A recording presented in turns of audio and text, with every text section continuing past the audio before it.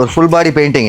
Okay. பாடி கிட்லாம் போட்டுருக்கு. Extra ஃபிட்டிங்ஸா? ஆமா, பாடி kit எல்லாம் போட்டுருக்கு. ஓ, பாட்டம் பீஸ் மட்டும் எவ்வளவு வாங்குவீங்க? 25 வரும். 25 பெயிண்டிங்லாம் சேர்த்து ஒரு பீஸ்.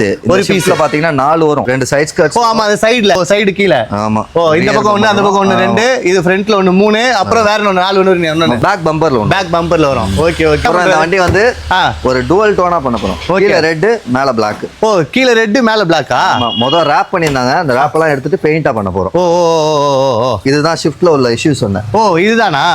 ஓ, இந்த பாட்டம் மட்டும் துரு பிடிக்குது. புரிஞ்சுக்கீங்க. இத வந்து ரிப்பேர் பண்ணலாம்பாங்க. ரிப்பேர் பண்றது வேஸ்ட். இது அப்படியே இந்த செட் அப்படியே மாத்துனா ஆமா, 3000 தான் சொல்றாரு. வேணா நீங்க வாங்கிக்கலாம். இந்த ஷிஃப்ட்டுக்கு எவ்வளவு வாங்குறீங்க பெயிண்டிங் சார்ஜ்? நம்ம ஒரு ஆஃபர் பண்ண போடுறது பாத்தீங்களா, 30,000க்கு. ஆமா, 30,000.